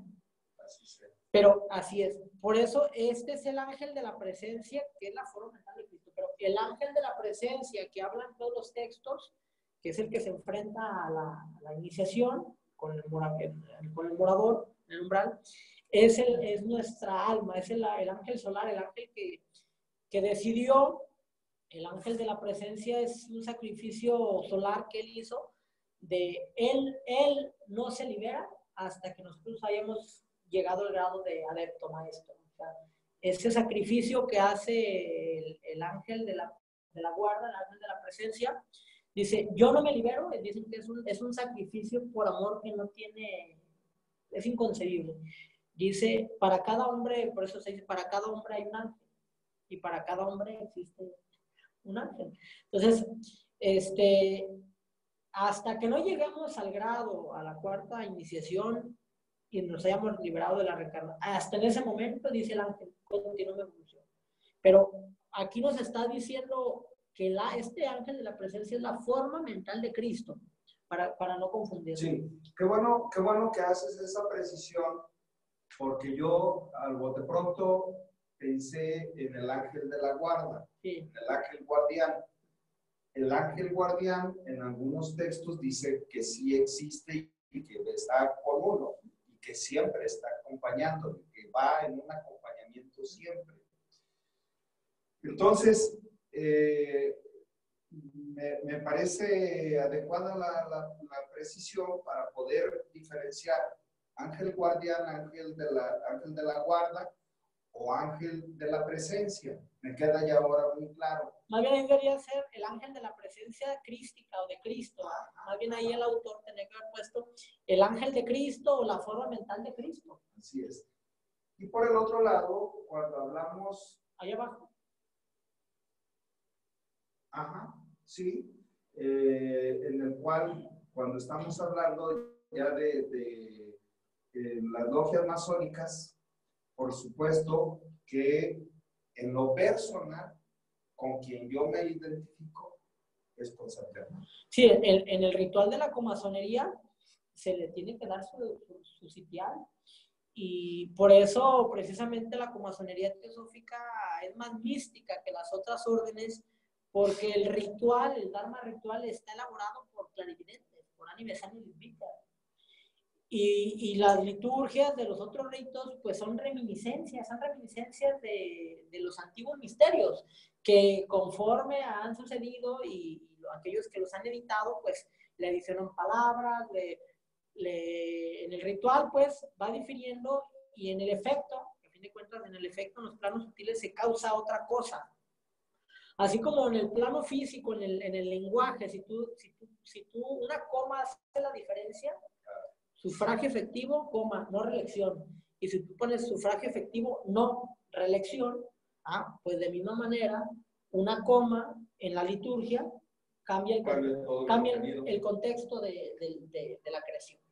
Entonces, yo precisamente por eso, en los ámbitos litúrgicos y masónicos, ahí hemos hecho un grave, debo de admitir, hemos cometido un grave error en que se convoquen a reuniones de consejos y se modifiquen las liturgias. Sobre todo porque si no tenemos esas capacidades de clarividente, pues nosotros no. ¿Alguien más que quiera, para no abusar del uso de la palabra, que ya abusé mucho? ¿Alguien más, mis hermanos? Hola Omar, ¿qué tal? A todos mis hermanos. ¿Sí me escuchan? Sí. Ok, excelente. Bueno, yo aquí más quiero comentar, recalcar el hecho de que el poder del pensamiento es una potencia o es una herramienta que tenemos nosotros que debemos usar con cuidado, ¿no?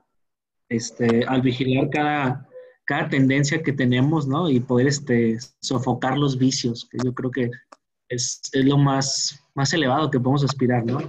Purificarnos y, como tú decías, bueno, el ángel de la presencia, o la presencia yo soy, que le dicen los de la metafísica, que al invocarla y simplemente conectarnos con ese ser superior que somos, ¿no? Que es la triada superior, ¿no? Que somos mente superior, Buddhi, Atma, ¿no?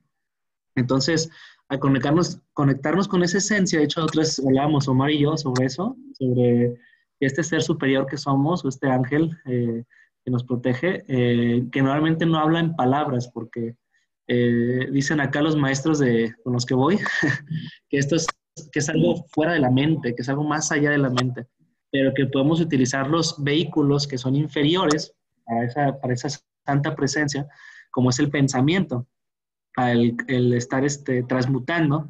Y como decía Omar, pues sí, efectivamente, cada vez que nos reunimos, pues estamos mandando estas bendiciones, cuando hacemos la bendición a todos los seres, cuando hacemos esta clase de trabajos que son silenciosos, porque no los hacemos en el aire libre, así a puerta abierta, ¿no? Públicamente.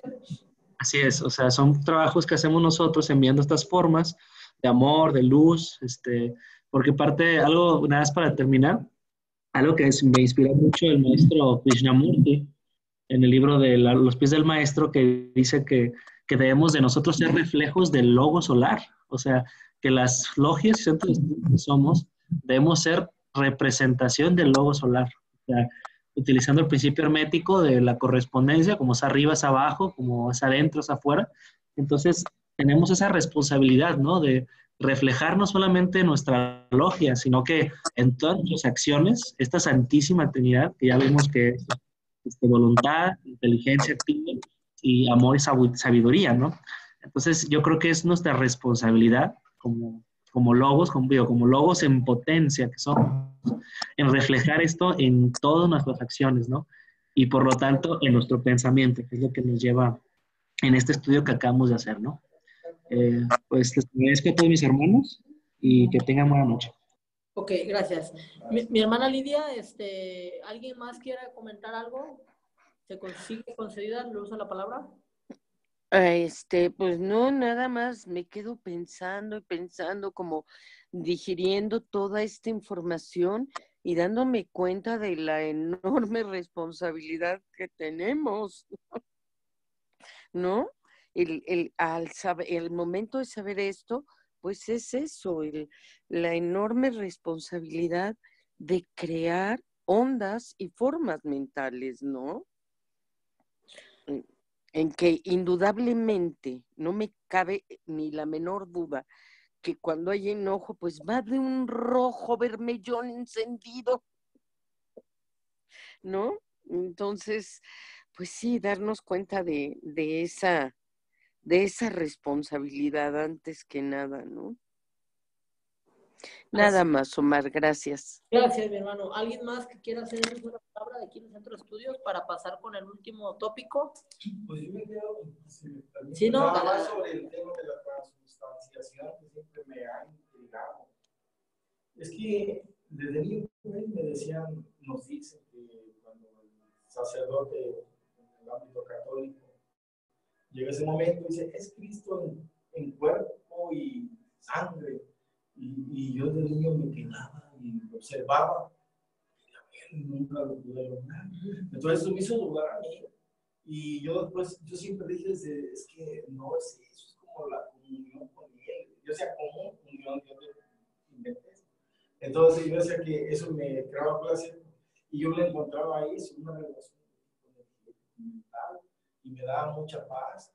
Pero que nos quieran hacer entender que es cuerpo y sangre. No sé si alguien conozca el origen o qué nos dicen eso, a dónde quieren llegar. En el libro de Leadbeater, que les voy a dar a ustedes, que les mate el ritual, la ceremonia, en el libro de Leadbeater, la ciencia de los sacramentos, una maravilla, incluso al final de aquí de este libro, vamos a ver precisamente la analogía con los cargos de la iglesia y los grados masónicos. Al final vamos a ver, entonces, en realidad la preparación que recibe un sacerdote y que en teoría tendrá que tener un maestro masón, que eso es lo que es, un maestro masón es un sacerdote, ya el tercer grado representa un sacerdote. Y el cuarto grado de la masonería equivale al del obispo, pero fíjate nada más, o sea, nada más la responsabilidad y sobre todo el grado de preparación que debe tener. Un obispo puede consagrar catedrales, y yo le he dicho a varios hermanos, si un masón de cuarto grado tiene esa capacidad, ¿no? Entonces, sin embargo, en esta ciencia de los sacramentos, a detalle, Leadbeater te dice como clarividente qué es lo que ocurre en cada sacramento, que cada sacramento en teoría es una iniciación. O sea, las 4 grandes iniciaciones que tenemos que pasar: nacimiento, bautismo, renunciación y transfiguración y resurrección, crucifixión, perdón, y resurrección. Son 5, ¿no? Nacimiento, bautismo, renunciación, transfiguración, crucifixión y la resurrección. Te los dice a detalle que cada uno de los sacramentos representa algo. Entonces se los voy a compartir este texto como complemento al capítulo de hoy, que les va a gustar mucho. Adelante, mi hermano Pedrito. Sí, nada más aportar una observación. Elder Case, un evidente muy notorio, abunda sobre las formas mentales y dice que no nomás tiene color, no nomás tiene sonido, tiene aroma. Los pensamientos. El pensamiento en sí, pues se basa a base de imágenes. Se imagina uno cada pensamiento y lo va conformando a base de imágenes. Y esas imágenes van conformando un cuerpo, una forma mental. Hay mucho que opinar sobre la mente, sobre las ondas mentales, sobre los cuerpos mentales. Porque en sí es muy utilizado diariamente, de forma cotidiana por nosotros mismos, en nuestras relaciones con nuestros seres humanos, con los elementos y con los reinos. Siempre hay esa correlación, hay esa interactuación. Así es que es mucho que opinar sobre el cuerpo mental, sobre las ondas mentales y sobre la forma, sobre todo. Hay muchísimo que comentar. Así es.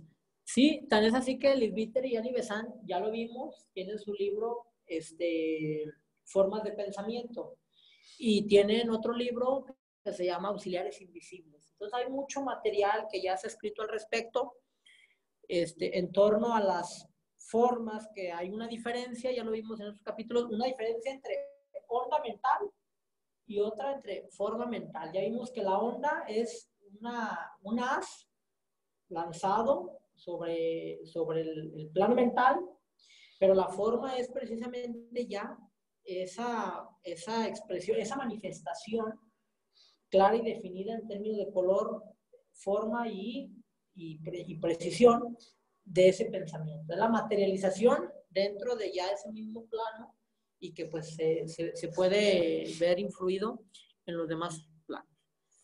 Ok, entonces vamos a pasar ya por último con nuestro último tópico. Este último tópico se hace denominar el mecanismo de transmisión del pensamiento. Y para tal efecto te vamos a conceder la palabra, mi hermana Lidia, para que nos honres con tu voz, tu dulce voz a continuar con... Sí, sobre todo dulce corazón, pero bueno, ahí vamos. Mecanismo de transmisión del pensamiento.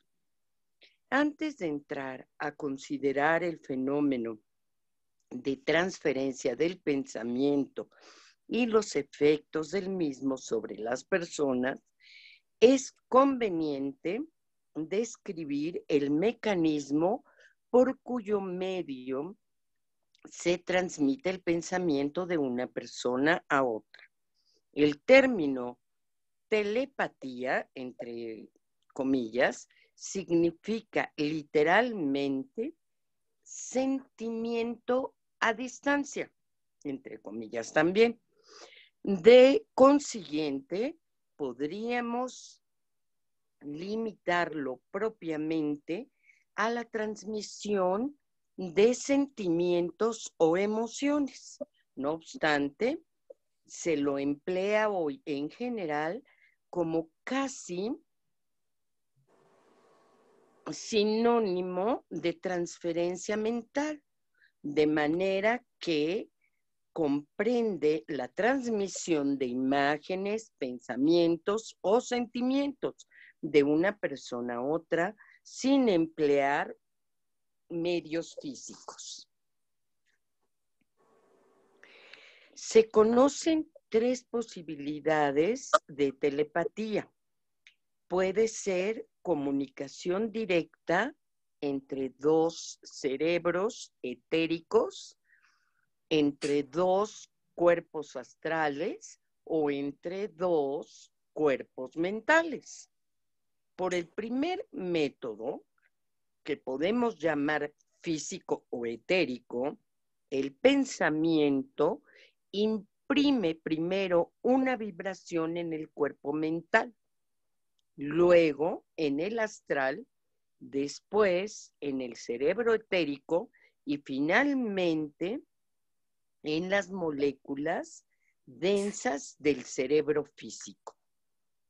El éter físico es afectado por las vibraciones cerebrales y las ondas se difunden hasta llegar a otro cerebro, en cuyas partículas etéricas y densas imprimen una vibración. Estas vibraciones del cerebro receptor son transmitidas a los cuerpos astral y mental y de esta manera llega a la conciencia de la persona afectada. Si el cerebro físico de una persona crea una forma concreta fuerte, esta se reviste de materia etérica. El mismo esfuerzo de crear la imagen produce ondas etéricas en todas direcciones.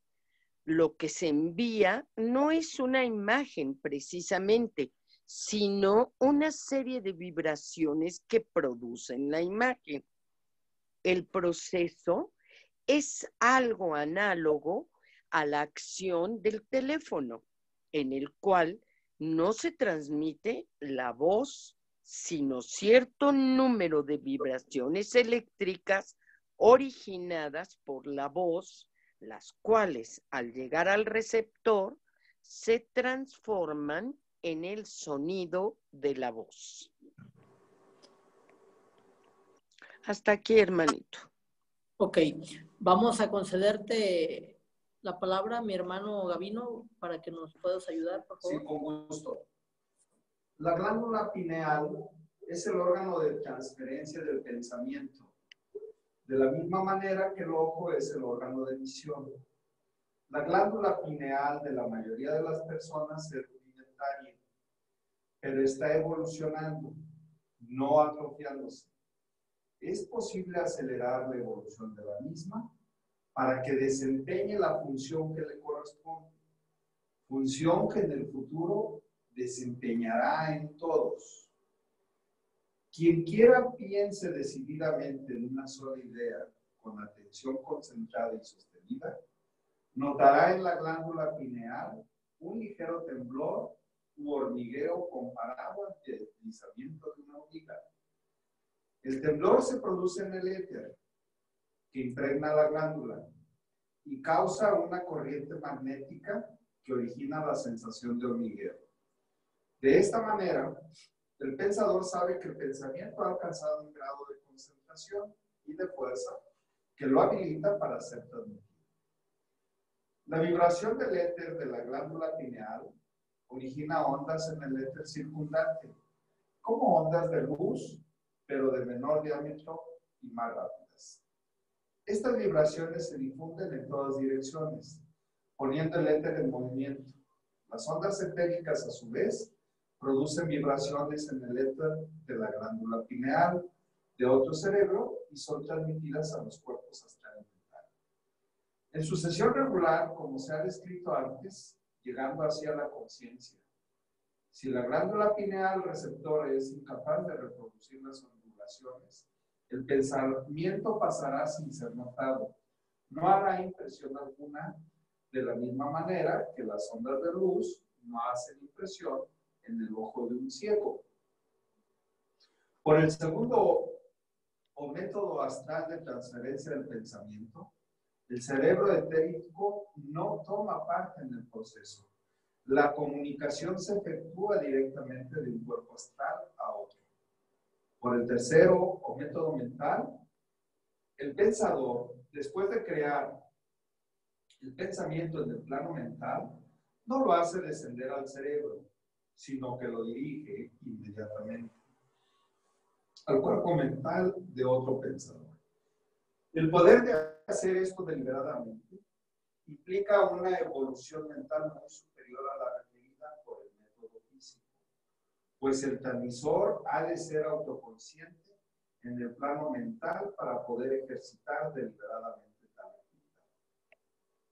Cuando la humanidad haya evolucionado más, este último será probablemente el método común de comunicación.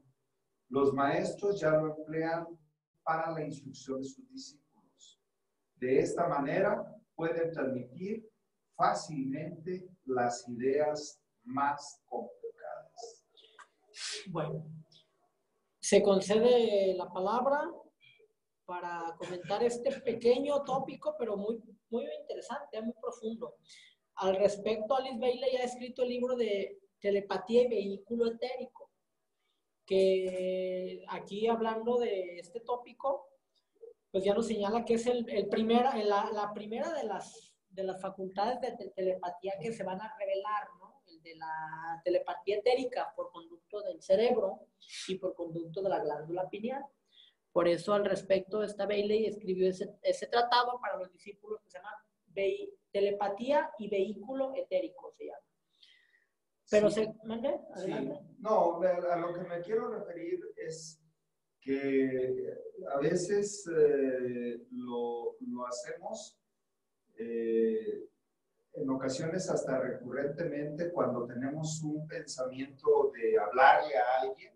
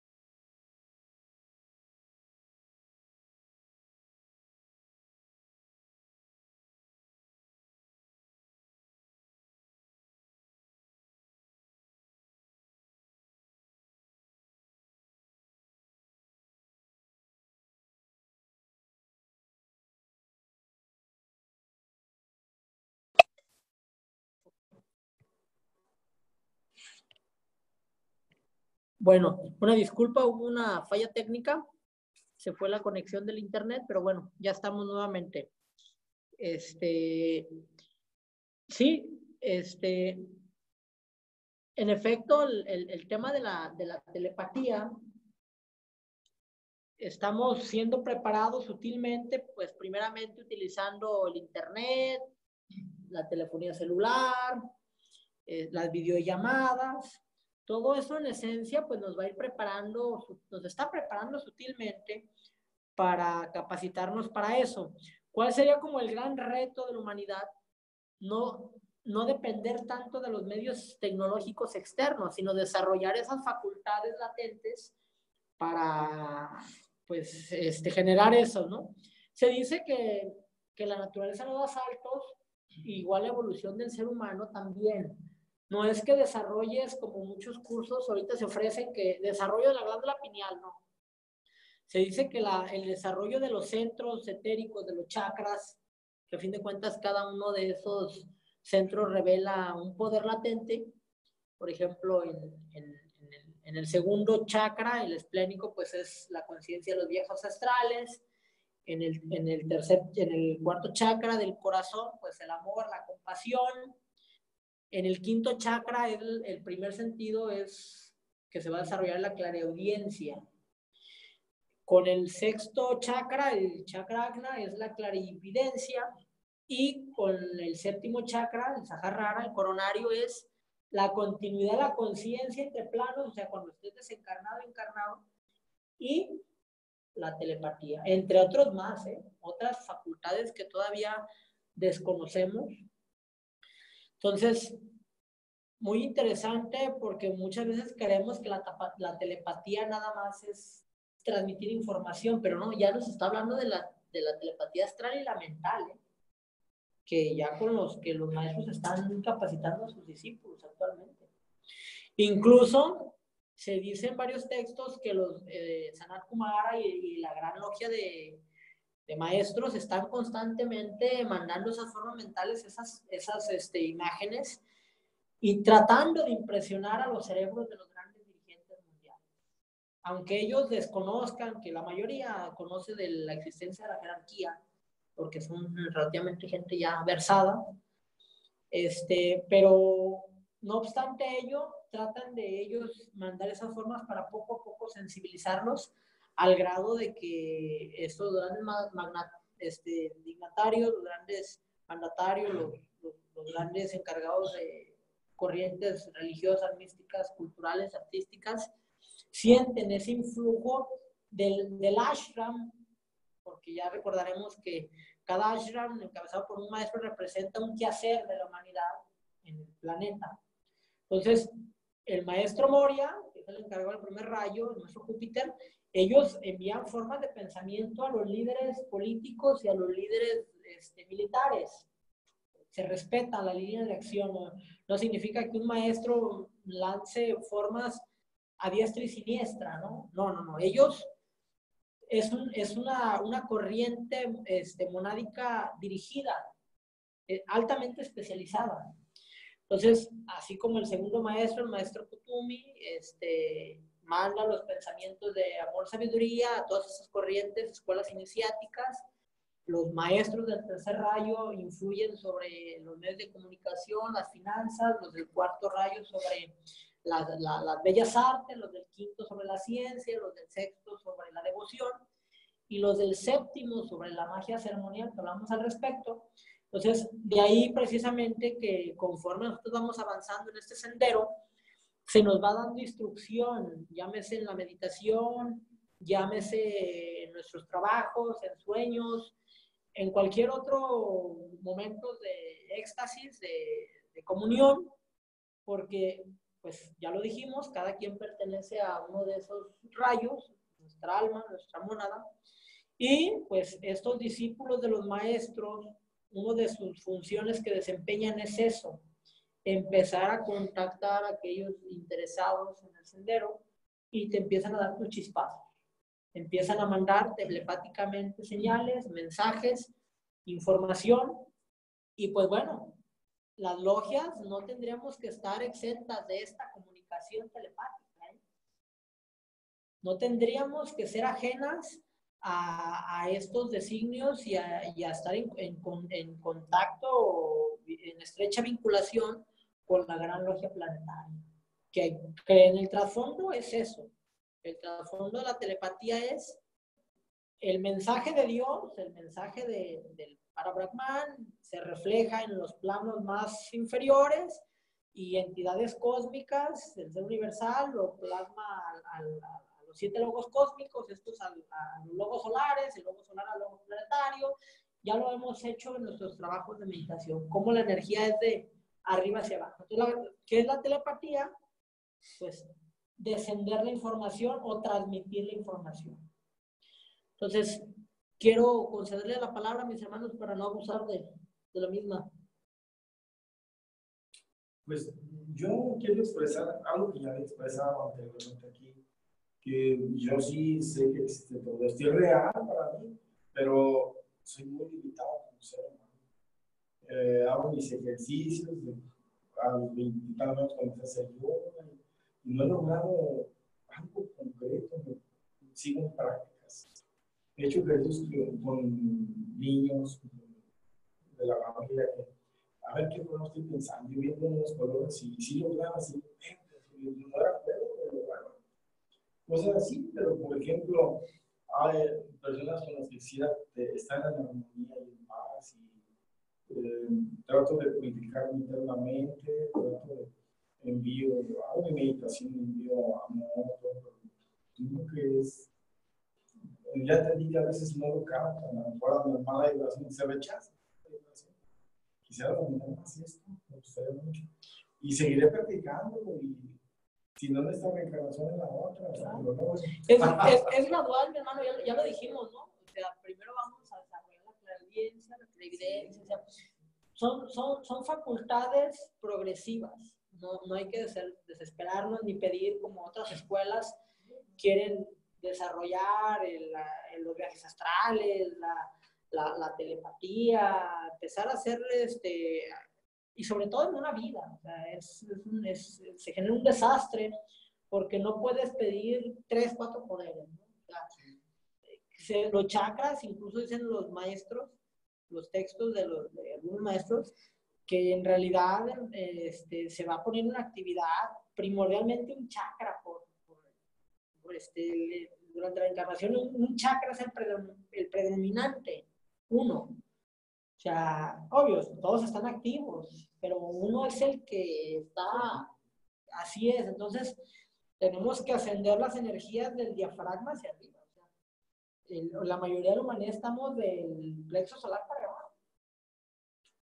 Por eso cuando vas poco a poco desarrollando el 4º chakra, pues el amor, la compasión, el amor universal, es porque poco a poco estamos abriendo ese loto de pétalos, porque recuerden que cada chakra tiene su número de pétalos. Empiezan 4, 8 y empieza el número de pétalos.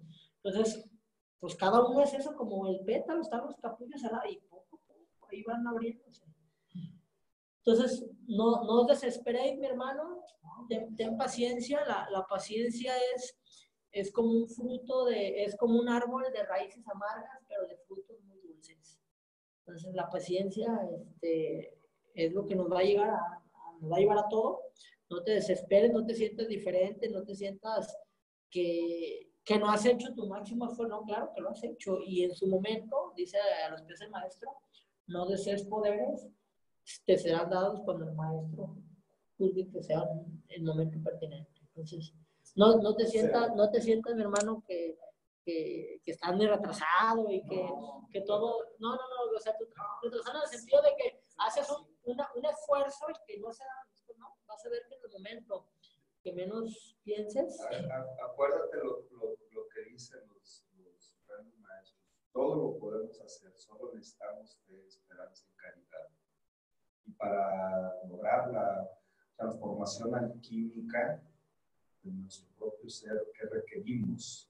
Requerimos tenacidad, fortaleza, sabiduría, entrega.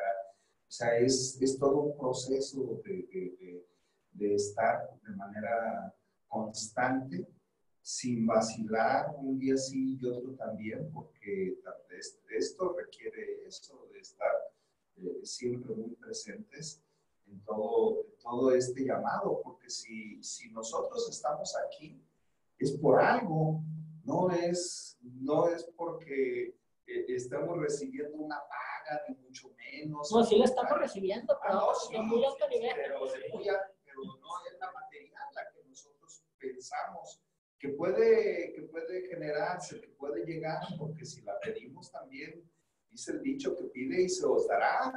Entonces, si pedimos salud, se nos va a dar salud. Si pedimos trabajo, se nos va a dar trabajo. Si pedimos todo lo que pidamos, en base también al esfuerzo que nosotros desarrollemos. Estamos buscando el reino de Dios y todo se os dará por añadidura. O sea, al penetrar en la logia, en el recinto sagrado físico y en el interno, que ese es el verdadera logia, el verdadero templo sagrado, el verdadero aditum, el Sancta Sanctorum.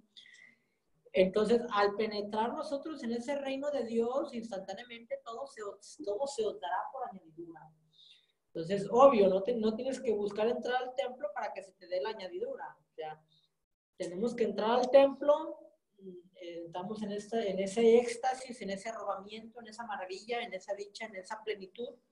Y por consecuencia se materializa en el plano de los efectos, en el mundo físico. O sea, al tú entrar al templo divino, al tabernáculo, al lugar sagrado, a la cámara secreta, tú estás precisamente poniéndote en contacto con la divinidad. Entonces, por efecto, esa es la causa, y el efecto es que ese esplendor, esa grandeza, esa magnificencia del Creador se expresa físicamente. Sí, lo que muchos quieren que todo les llegue de manera muy fácil, sin dar nada a cambio. Y lo que nosotros estamos dando es un trabajo que le llena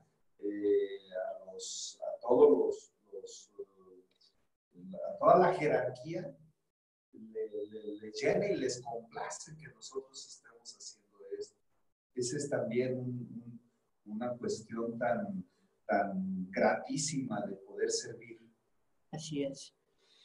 ¿Alguien más, mi hermano Pedrito, quieres hacer alguna aportación de este tema? Sí. En los últimos párrafos se habló de la glándula pineal. La glándula pineal genera pensamientos que son transmitidos por las glándulas aferentes. Esas glándulas aferentes llevan las ondas mentales a cuaternario o a la triada superior. Cuando sucede en el cuaternario, en el hombre, por ejemplo, con el pensamiento le circula la sangre, lo líquido. En aquellas personas de alto nivel de desarrollo, para que la unidad superior, le llegan muchas facultades como la inspiración y otras cosas más. Esas neuronas aferentes, que ese es el correo, precisamente como si fuera un correo, llevan esas partículas, esas ondas mentales para generar amor, por ejemplo, generar odio, recelos, infinidad de sentimientos que precisamente en un proceso alquímico llevan ese contenido, la transmisión del pensamiento, un contenido alquímico, un contenido generado por nosotros mismos a ese nivel. Entonces, ahorita me llamó mucho la atención esas neuronas que las he leído yo, no en bastante, pero sí bastante. Esas neuronas aferentes que son por medio como especie de neurotransmisores y que llevan según la originalidad del pensamiento que llevan a ciertos órganos en forma alquímica un contenido. Hay mucho que platicar sobre el nivel físico, que las ondas mentales que proceso llevan, pero sí es muy interesante todo eso. Gracias, mis hermanos. Mi hermana Lidia Cristóbal, ¿algo al respecto de las formas de transmisión del pensamiento? No, nada en especial, Omar. Muchas gracias. Mi hermano Cristóbal, ¿tienes alguna aportación?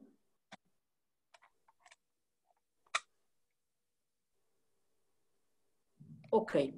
Bueno, pues les agradezco a todos y a todas su participación. Nos vemos la próxima semana. Hasta pronto. Gracias por su